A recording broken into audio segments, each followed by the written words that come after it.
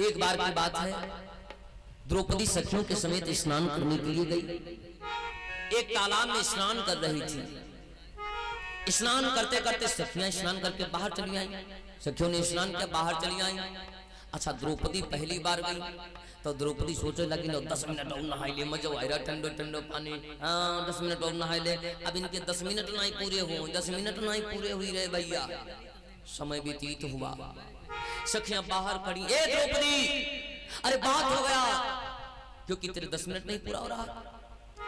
अगर तुझे सर्दी लग गई ना तो राजा द्रौपद मुझे दंड देगा। द्रौपदी न मानी, स्नान करती रही। सखियां बार बार बुलाती, अब तो निकल आओ द्रौपदी, अब तो निकल आओ, ए द्रौपदी अब तो तू बाहर निकल ले। लेकिन द्रौपदी बाहर न निकली। अचानक क्या हुआ, अचानक द्रौपदी के दाहिने पैर में एक जंतु ने डंक मार दिया। जैसे द्रौपदी के दाहिने पैर में जंतु ने डंक मारा, एकदम से द्रौपदी चीखने लगी। जैसे चीखी सखियों ने, ए द्रौपदी क्या हुआ? तत्काल सखियां फांद पड़ी, द्रौपदी को पकड़ लिया। क्या हुआ बहना? ए बिटिया क्या हुआ? द्रौपदी ने कहा, बहना, हे बहना, मेरे दाहिने पैर में किसी जंतु ने डंक मार दिया। सखियां भी काला भाई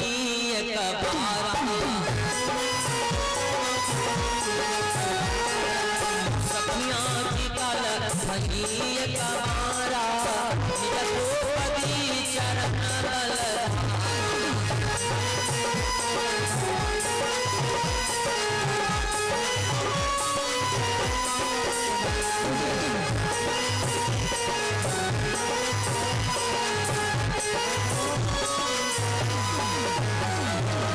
एकदम से सखियां विकल हो गई। बहना, ए बहना, तेरे दाहिने पैर में किस जंतु ने डंक मारा है?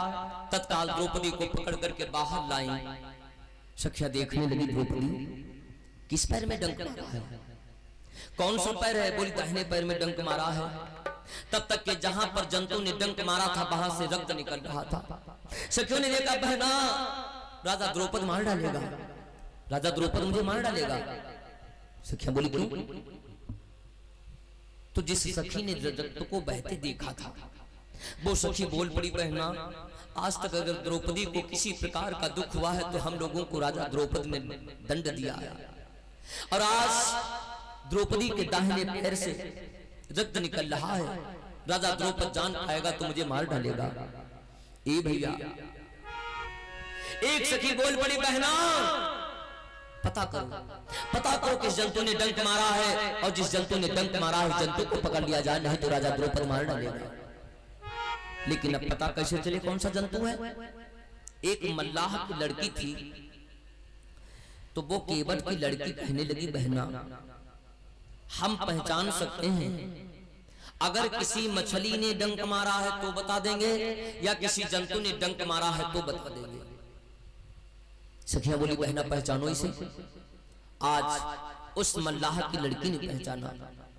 मल्लाह की लड़की ने पहचाना और बोल पड़ी, ए बहना, ये जो द्रौपदी के पैर में डंक मारा है ये कोई जंतु नहीं है, ये कोई जंतु नहीं है। ए बहना, कि मछली ने मारा डंक बहन, इसके मछली ने डंक मारा है, कि मछली ने मारा डंक बहन, कोई भी जीव जंतु ना है।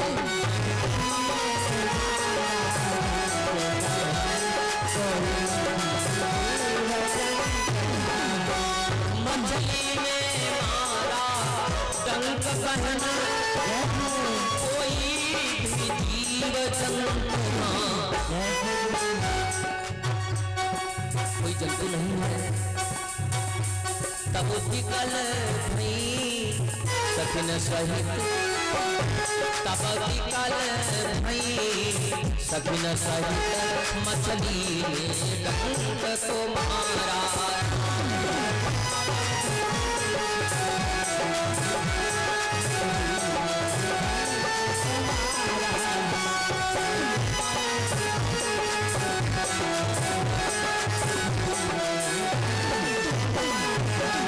जैसे बताया मछुआरे की लड़की, किसी द्रौपदी के पैर में मछली ने डंक मारा है। आय हाय सखियों ने कहा बहना, जिस मछली ने द्रौपदी के पैर में डंक मारा है उस मछली को पकड़ना होगा। अगर मैंने उस मछली को न पकड़ा और राजा द्रौपद के पास द्रौपदी को ले गई, राजा द्रौपद देखेगा, पूछेगा, अगर हम लोगों ने न बता पाया कि किसने डंक मारा है तो मुझे मार डालेगा राजा द्रौपद। इसलिए जिस मछली ने द्रौपदी के दाहिने पैर में डंक मारा है उस मछली को पकड़ना आवश्यक। ये भैया बेचारी सखियां क्या करती हैं, अपनी चुन्नी को उठाया, दुपट्टे को लिया और जितनी सखियां थी दुपट्टे को आपस में जोड़ लिया, आपस में जोड़ करके जाल बनाया और जाल बना करके उस तालाब में फान पड़ी, तालाब में फान पड़ी। आय हाय मछली को ढूंढने लगी। जिस मछली ने द्रौपदी के दाहिने पैर में डंक मारा,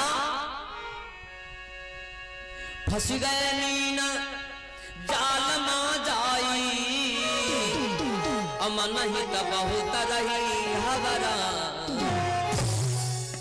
मछली डर गई, क्योंकि जब मछली किसी फंदे में फंस जाती है तो डर जाती है। नन्हे नन्हे बच्चे कविता गाया करते हैं, मछली जल की रानी है, जीवन इसका पानी है, हाथ लगाओ डर जाएगी, बाहर निकालो मर जाएगी। ये मछली जल की रानी है। लेकिन सखियों ने उस मछली को पकड़ लिया, द्रौपदी को लेकर के राजा द्रौपद के पास गई। द्रौपदी को लंगड़ाते देखा राजा द्रौपद उठ करके खड़ा हो गया। द्रौपद उठ करके खड़ा हो गया, मेरी लड़की द्रौपदी, मेरी लड़की द्रौपदी लंगड़ा क्यों रही है, क्या हुआ लड़की के पैर में? एकदम से अपने राजगद्दी से भाग पड़ा। सखियां हाथ जोड़ करके बोली, महाराज, ए महाराज क्षमा करना, हम लोगों ने स्नान करके बाहर निकल चुकी, द्रौपदी स्नान कर रही थी, अचानक मछली ने दाहिने पैर में डंक मार दिया। जैसे कहा डंक मार दे, वैद्य को बुलाओ। ले एक मछली के डंक मारे में वैद्य बुलाओ। 12 राजाओं की प्रथा, अगर गरीब की लड़की के पैर में कीला भी चुभ जाए ना तो टिटनेस का इंजेक्शन नहीं लगवा पाते समय से। राजा द्रौपद ने द्रौपदी के पैर में मछली ने डंक मारा तो वैद्य बुला रहे हैं, जाओ जाओ जाओ किसी वैद्य को बुलाओ। हाँ झट से वैद्य आ गए, वैद्य आ गए, मार भी रही दवाई, मार इंजेक्शन पर इंजेक्शन धरे दे जा। द्रौपदी के पैर में डंक मारा मछली ने। जब कुछ दर्द सीमित हुई, डंक मारने में भी दर्द होता है, जब कुछ दर्द सीमित हुई तो राजा द्रौपद ने कहा, ए लड़कियों, जिस मछली ने डंक मारा है जाओ उस तालाब के अंदर उस मछली को पकड़ करके लाओ, मैं उस मछली को दंड दूंगा। अरे क्या ताकत है, क्या ताकत पड़ गई जो राजा द्रौपद की लड़की द्रौपदी के पैर में उस मछली ने डंक मार दिया। सखियां बोली, महाराज हम जानती थी कि आप जब जान पाएंगे तो यही कहेंगे कि जिस मछली ने डंक मारा है उस मछली को पकड़ा जाए, इसलिए महाराज मैंने कहने का अवसर ही न दिया। मैंने द्रौपदी बहन को बिठा करके अपनी ओढ़नी चुन्नी की जाल बनाया और जाल बनाने के बाद मैंने उस मछली को पकड़ लाया। राजा द्रौपदी ने जैसे सुना, वो मछली है कहां, वो मछली है कहां? लावनी न मारी हम डाली, लावनी न मारी हम डाली, तब द्रौपदी मन आयति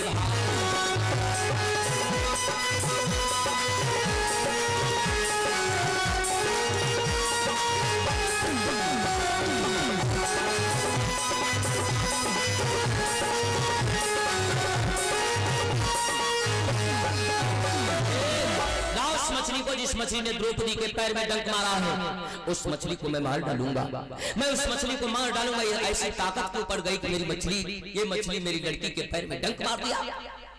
आज तक किसी ने अगर द्रौपदी की तरफ देखा है तो मैंने उस व्यक्ति की आंखों को फोड़वा दिया है, मैंने उस व्यक्ति की आंखों को फोड़वा दिया। और आज इस मछली की बहुत ताकत है जो मेरी लड़की द्रौपदी के पैर में डंक मार दिया। लाओ उस मछली को दिखाओ। लड़कियों ने मछली ले जाकर के राजा द्रौपदी को दे दिया। महाराज इस मछली ने तुम्हारी लड़की द्रौपदी के दाहिने पैर में डंक मारा है। राजा द्रौपदी कहने लगा, इस मछली को मार डालो, मार डालो इस मछली को। और जैसे उस मछली को आदेश मिला मारने का, राजा द्रौपदी का एक व्यक्ति साथकार जो था उस मछली को मारने के लिए तत्काल तलवार को उठाया और आगे बढ़ पड़ा। जैसे आगे बढ़ा उस समाज में एक महाराज संत बैठे थे। संत ने देखा, गए राजा द्रौपद, तू गलत कर रहा है, तू गलत कर रहा है। ये जीव है, ये जंतु है। अगर तेरे लड़के के दाहिने पैर में डंक मारा है ना, अगर डंक मारा है तो ए राजा द्रौपद इस मछली को दंड दे दे, इस मछली को दंड दे दे। लेकिन मछली को मारने का तेरा कोई अधिकार नहीं है, क्योंकि तू प्राण नहीं ले सकता। ए राजा द्रौपद की होई हई पाप धर्म छूटी जाई, हई पाप धर्म छूटी जाई।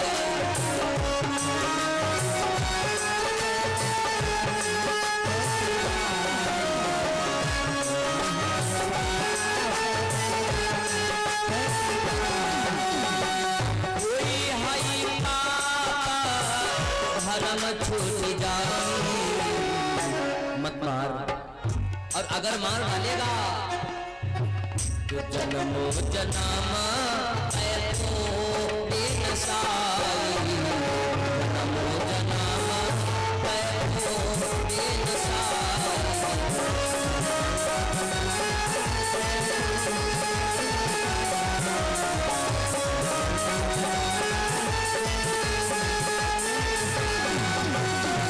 संत बोल पड़ा, महाराज राजा द्रौपद, अगर तुमने इस मछली को मार डाला तो एक जन्म नहीं कई जन्मों का किया हुआ धर्म का कार्य तेरा पाप में बदल जाएगा। एक ये संत का वरदान है।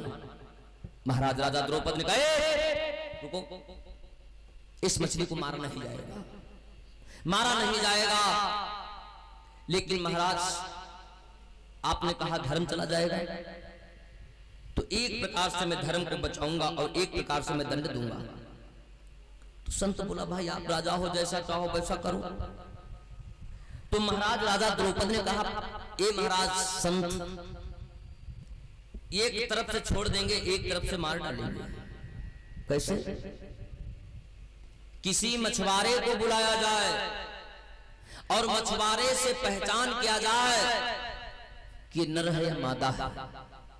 अगर ये मछली मादा है तो छोड़ दिया जाएगा, लेकिन अगर मछुआ है ये, अगर ये नर है तो मेरे लड़की के डंक मारा है महाराज, मैं धर्म नहीं देखूंगा, मैं इसके प्राण अवश्य ले लूंगा। और अगर मादा है तो छोड़ दिया जाएगा। मछुआरे को बुलाया गया, मछुआरा आया। उस मछुआरे ने जब मछली को पहचाना तो मछली रोने लगी, ये मछुआरे, मैंने कोई गलत नहीं किया। जब इस द्रौपदी का पैर मेरे तालाब के अंदर मैं था, और जब इस द्रौपदी का पैर मेरे ऊपर पड़ा तो मेरे डंग तो बात छोड़ दो, मेरे शरीर की जितनी हड्डियां थी सारी हड्डियां एकदम से चरमराई और मुझे दर्द हुआ। तो जब दर्द हुआ तो मैंने अपने शरीर को हिलाया था। जब आगे का हिस्सा मैंने शरीर का हिलाया तो अचानक द्रौपदी के दाहिने पैर में मेरा ये कांटा लग गया। तो मछुआ रो करके कहता है, आंसू बाहर आ है, ए केवट भैया आप झूठ बोल दो ना, आप थोड़ा सा झूठ बोल दो, क्योंकि अगर तुम झूठ बोल दोगे तो मेरे प्राण बच जाएंगे। और अगर तुमने झूठ न बोला महाराज तो ये बेमुख निर्दोष एक मछुआ मारा जाएगा। पहले तो मछुआरे ने सोचा कि लो झूठ बोल दे, क्योंकि किसी के प्राण बचाने में झूठ अगर बोल दे तो कोई गलत नहीं है।